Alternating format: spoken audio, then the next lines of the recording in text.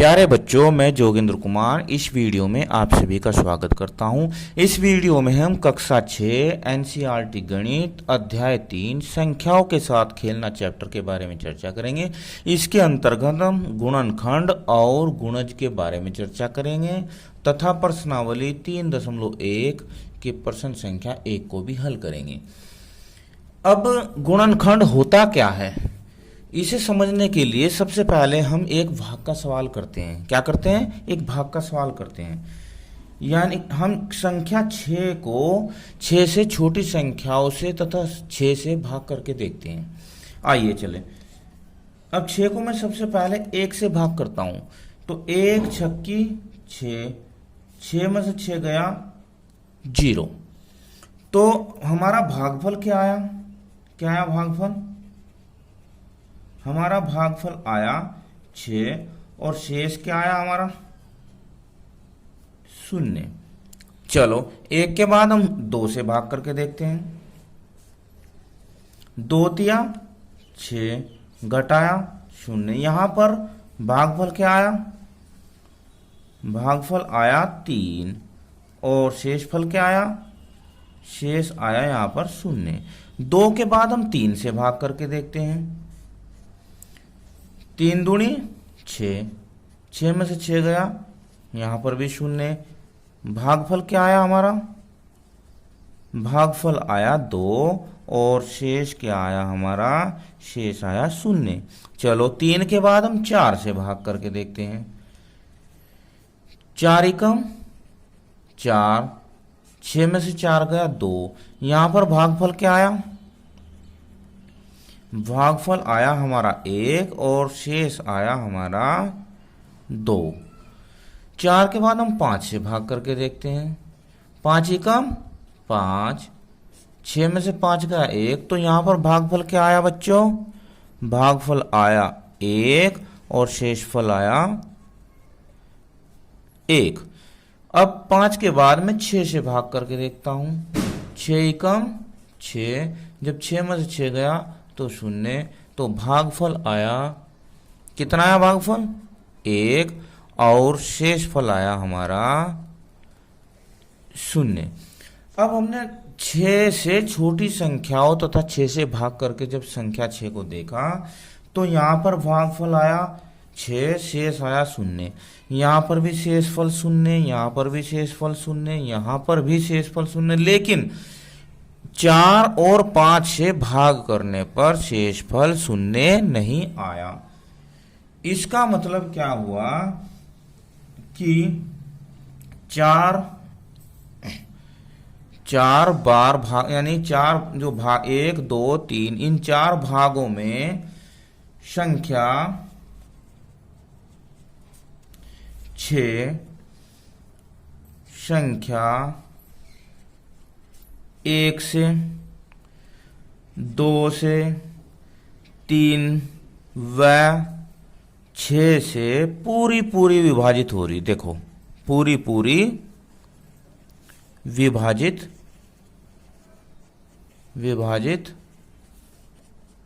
होती है, लेकिन 4 और 5 से पूरी पूरी विभाजित नहीं होती क्योंकि शेषफल भी बचता है। तो हम कह सकते हैं कि संख्या 1 2 3 व 6 संख्या 6 के पूरे पूरे क्या? पूरे पूरे विभाजक या डिवीजर, क्या कहते हैं? डिवीजर यानी कि भाजक है। तो गुणनखंड उसे कहते हैं, यानी कि जो संख्या किसी संख्या को पूरा पूरा विभाजित करती है। यानी कि संख्या 6 को अगर 1 2 3 और 6 पूरा पूरा विभाजित करते हैं तो संख्या 6 के 1 2 3 6 गुणनखंड होंगे। तो इसकी परिभाषा क्या होगी? इसकी परिभाषा होगी, देखो यहां लिखते हैं गुणनखंड।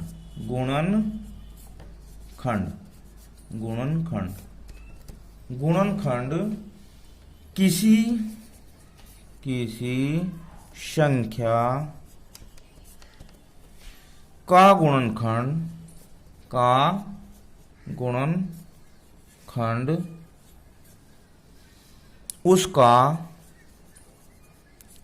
एक पूरा विभाजक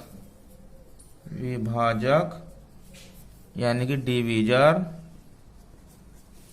होता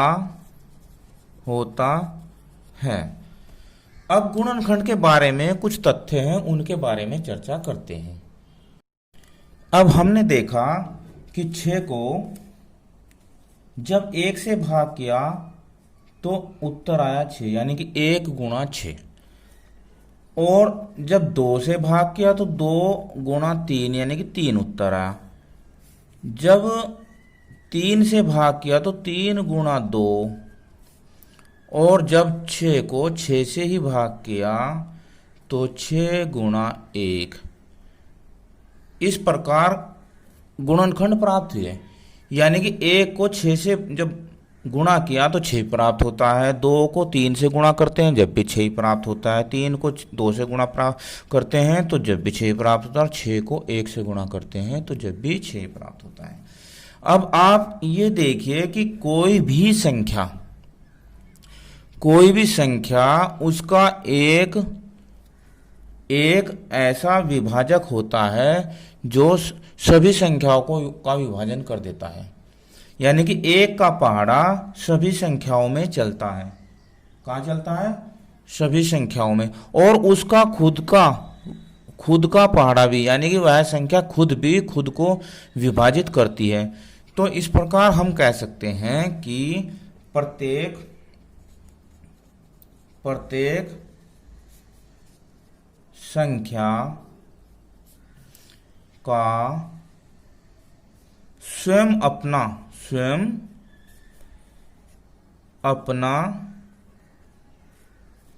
एक, यानी कि प्रत्येक संख्या स्वयं अपना एक गुणनखंड होती है। और ये तो होगा एक पॉइंट। और दूसरा, प्रत्येक संख्या का एक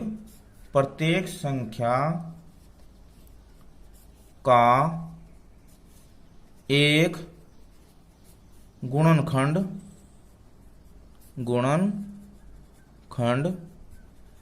होता है, यानी कि कोई भी संख्या हो उसका एक गुणनखंड जरूर होगा और वह खुद स्वयं भी एक गुणनखंड होती है। इसके बाद अब 6 के गुणनखंड हमारे पास आए। 6 के गुणनखंड आए, देखो गुणनखंड 6 को किस ने विभाजन किया? 1 ने पूरा, 2 ने, 3 ने, वह स्वयं 6 ने पूरा। अब हम इसके अलावा इसके और गुणनखंड नहीं होंगे, तो हम यह भी लिख सकते हैं कि प्रत्येक संख्या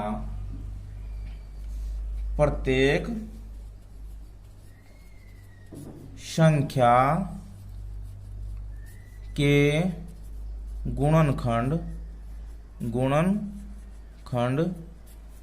गुणनखंडों की संख्या निश्चित होती है। निश्चित यानी कि इससे ज्यादा या इससे कम गुणनखंड नहीं होंगे, निश्चित होती है, इतने ही होंगे। इसके बाद ये तो गुणनखंड के बारे में। अब हम देखते हैं गुणज।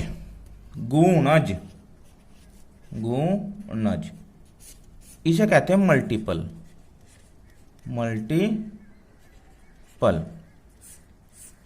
अब गुणज क्या होता है? देखो 6 का, अगर 6 को हमने देखा है कि 1 गुणा 6 बराबर, दूसरा देखा 2 गुणा 3। अब ये बताओ कि 6 के ये तो हो गए गुणनखंड, 6 के ये तो हो गए गुणनखंड, 1 गुणा 6 और 2 गुणा 3।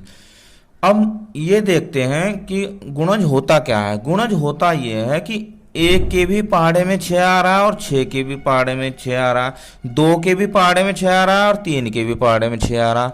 यानी कि किसी संख्या का जब गुणा करते हैं तो गुणज प्राप्त होता है।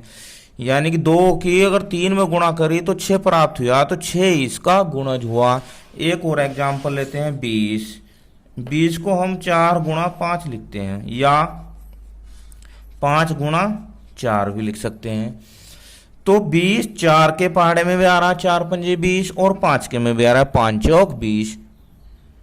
तो 4 का गुणज भी 20 होगा और 5 का गुणज भी 20 होगा। अब गुणज कहते किसे हैं? देखो गुणज की परिभाषा, गुणज की परिभाषा हो गई, गुणज एक संख्या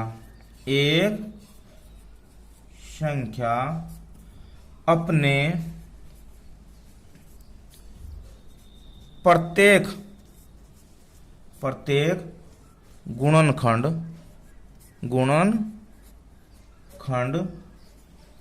का एक गुणज होती है। यानी कि उस संख्या को अगर जितनी भी बार गुणा करते हैं किसी भी संख्या को तो उसका गुणज प्राप्त होता है। क्या प्राप्त होता है? उसका गुणज प्राप्त होता है। अब हम गुणनखंड ज्ञात करने की विधि के बारे में देखते हैं।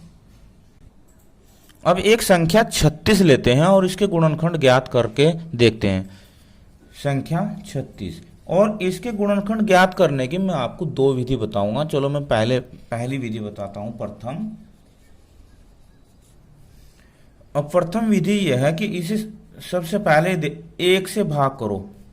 1 से जब भाग करेंगे तो हमारा उत्तर 36 आएगा। कितना आएगा? 36 आएगा। फिर 2 से भाग करो। 2 से जब भाग करेंगे इसे तो 18 आएगा, यानी कि 18 दूनी 36। 3 से भाग करो। 3 12 तिया 36, तो 3 गुणा 12 आएगा। अब इसे आप 4 से भाग करके देखो। 4 नम 36, तो 9 आएगा। और अब इसे आप 4 के बाद 5 से भाग करके देखो। 5 का पहाड़ा इसमें नहीं चलता। 6 से, 6 छंग 36। इसके बाद 7 से देखो। 7 पंजे 35 ये चलने का, 8 से बिन चलने का, और 9 चौक 36। अब 9 चौक 36 देखो, 9 चौक 36। बस यहीं रुक जाना है। क्यों रुकना है?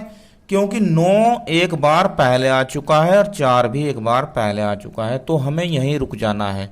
अब यहीं रुक जाते हैं तो जो जितने भी ये इसके गुणनखंड लिखे हुए हैं ये सारे इसके गुणनखंड होंगे। देखो 36 के गुणनखंड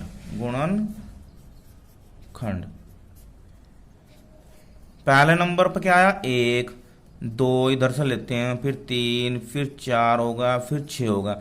6 इसे दोबारा नहीं लेने के। फिर 9 हो गया, फिर 12 हो गया, फिर 18 हो गया, फिर 36 हो गया। ये इसके गुणनखंड हो गए। अब दूसरी विधि, द्वितीय विधि भी देखो। विधि 36 के ही निकालने, तो 36 को हम पहले तो यहां 1 से जब 36 को भाग दिया तो कितना आया बताओ? 36 आया ना। फिर 2 से जब हम इसे भाग देंगे तो कितना आएगा? 18। इधर उसका आंसर लिखते जाते हैं, भागफल। फिर हम 3 से भाग देखते हैं, 3, तो उत्तर आएगा 12। फिर हम 4 से देते हैं, 4 नम 36, 9 आया। फिर हम 6 से देते हैं तो 6 छंग 36। दोबारा हम उस संख्या को नहीं लिखते। तो एक ये शॉर्ट विधि है, यह तो ये भी शॉर्ट ही विधि। अब दोनों विधियों में से जो भी आपको पसंद आए उसे देखना। वैसे तो दोनों ही विधियां अच्छी हैं। अब हम प्रश्नावली 3.1 के प्रश्न नंबर 1 को करने का प्रयास करते हैं। प्रश्न नंबर 1, निम्नलिखित संख्याओं के सभी गुणनखंड ज्ञात कीजिए। हमें ये संख्याएं दी हुई है, इनके हमें गुणनखंड ज्ञात करने हैं। देखो अब ये दी है 24। अब देखो 24 को हम क्या लिख सकते हैं, 1 गुणा 24, ऐसे ही करना जैसे हमने सीखा। फिर 2 से देखते हैं तो 2 गुना 12 लिख सकते हैं, 12 दूनी 24। फिर 3 गुणा 3 अठे 24 यानी कि 3 गुणा 8 लिख सकते हैं। फिर 4 से देखो तो 4 छक 24 यानी कि 4 का पहाड़ा चल रहा, तो 4 गुणा 6। उसके बाद 24 को आगे हम 5 से भाग देंगे तो 5 से नहीं भाग होने का, फिर 6 से देंगे तो 6, वहीं पर हमें रुक जाना है जहां पर दोबारा वो नंबर आ रहा है। तो हमें अगर हम इसे करते हैं, मान लो 24 को 6 गुणा 4 करते हैं तो 6 गुणा 4, 4 गुणा 6 पहले ही आ चुका है। तो इस प्रकार इसके जो 24 के गुणनखंड होंगे, 24 के गुणनखंड क्या होंगे, पहला 1, दूसरा 2, तीसरा 4 और फिर 3 और फिर ये 4 के बाद 6 के बाद 8 और 8 के बाद 12 के बाद 24। ठीक है भाई, ये इसका आंसर। चलो 15 का देखते हैं। अब 15 को हम लिख सकते हैं 1 गुणा 15, फिर 1 के बाद 2 का पहाड़ा 15 में चलता नहीं तो हम 3 गुणा 5 लिख सकते हैं। उसके बाद 15 को हम 4 का पहाड़ा नहीं चलता तो 5 गुणा 3 लिख सकते हैं। तो 5 गुणा 3 हमें दोबारा नहीं लिखना क्योंकि 3 गुणा 5 आ चुका है। तो 15 के गुणनखंड होंगे, गुणनखंड बराबर 1 पहला, फिर 3, फिर 5 और 15। 21 के देखते हैं। 21 को हम क्या लिख सकते हैं, 1 गुणा 21, 1 का पहाड़ा तो सब में ही चलता है, फिर 2 का नहीं चलने का 21 में 3 का चल जाएगा तो 3 गुणा 7। उसके बाद 4 का नहीं चलने का, 5 का नहीं चलने का, 6 का नहीं चलने का पहाड़ा, इसमें 7 का चलेगा। 7 या 21 और 7 हमारा पहले आ चुका है तो इसलिए दोबारा नहीं लिखना। तो 21 के गुणनखंड हो गए, गुणनखंड क्या होंगे, पहला यानी कि 1, फिर 3, फिर 7 और 21। ये इसका आंसर। अब डी का देखो 27 है, 27 को क्या लिख सकते हैं हम, 1 गुणा 27, फिर 2 का पहाड़ा 27 में चलने का, 3 का चलेगा तो 3 गुणा 3 नम 27। 27 में फिर 3 4 का नहीं चलता, 5 का, 6 का, 7 का, 8 का नहीं चलने का, 9 का ही चलेगा तो हम दोबारा इसे नहीं लिखते। तो हम 27 के गुणनखंड लिख देते हैं डायरेक्ट। गुणनखंड क्या हो गए, 1, 3, 9 और 27। इसके बाद 12 को क्या लिख सकते हैं हम, 1 गुणा 12, फिर 2 छकी 12 यानी कि 2 गुणा 6, फिर 3 गुणा 4, 3 चौक 12 और उसके बाद हम 3 के बाद 4 या 12 लिखेंगे तो हम ये ऐसे दोबारा नहीं लिखते भाई, यही स्टॉप कर देते हैं। और हमारे जो 12 के जो गुणनखंड हो गए, क्या हो गए बताओ, पहली संख्या 1, दूसरी आई 2, तीसरी 3, 4, 6, 12। 20 के बताओ, 20 को कैसे लिख सकते हैं, 1 गुणा 20, फिर क्या लिख सकते हैं 20 को, 2 गुणा 10, 2 दूसरा 20। 20 को 3 से भाग कर सकते हैं, नहीं होने की, 3 से 21 हो तो भाग नहीं होने की, 4 से हो जाएगी, 4 गुणा 5, 4 पंजे 20। अब 4 के बाद फिर 5 गुणा 4 लिखेंगे तो ऐसा नहीं करना, अब सीधा डायरेक्ट 20 के गुणनखंड क्या आएंगे, 1, 2, 4, 5, 10 20। तो ये इसके गुणनखंड हो गए। जी 18 के गुणनखंड, 18 को क्या लिख सकते हैं हम, 1 गुणा 18, 18 को लिखो फिर 2 गुणा 2 नम 18, फिर 18 को क्या लिखेंगे, अगर 3 के पाड़े मांगो 3 छंग 18, और उसके बाद 5 का पाड़ा चलता, 6 का चलेगा, 6 पहले आ चुका है। तो 18 के गुणनखंड क्या होंगे भाई, 1 2 3 6 9 18। 23 के देखो, 23 को क्या लिख सकते हैं हम, 1 गुणा 23, उसके बाद इसमें 2 का पाड़ा चलाओ, 2 का नहीं चलने का, 3 का मीन 4 का, 5 का, इसमें या एक ऐसी संख्या है जिसमें या तो 1 का पाड़ा चलेगा या इसका खुद की संख्या से विभाजन होगा इसका। तो 23 के गुणनखंड हो गए, गुणनखंड बराबर 1 और 23, बस या तो खुद से विभाजित होगी या 1 से। 36 के हम पहले ही निकाल चुके हैं। 36 को हम लिख सकते हैं 1 गुणा 36, 36 को 2 गुणा 18, 36 को ही हम 3 गुणा 12, 36 को ही हम 4 गुणा 9, और 5 का चलता, 6 का 36 में फिर 6 का चलेगा, 6 छंग 36, और फिर 7 का नहीं चलता, 8 का नहीं चलने का, 9 का चलेगा, 9 का पहले ही आ चुका है। तो 36 के क्या होंगे, 36 के गुणनखंड बराबर 1 2 3 4 6 9 12 18 और 36, ये इसका आंसर हुआ।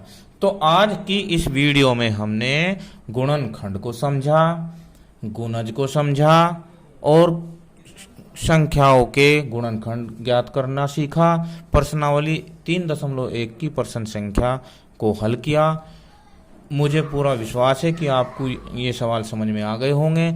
अगर वीडियो पसंद आई तो मुझे कमेंट में ज़रूर बताना। Thank you, have a nice day.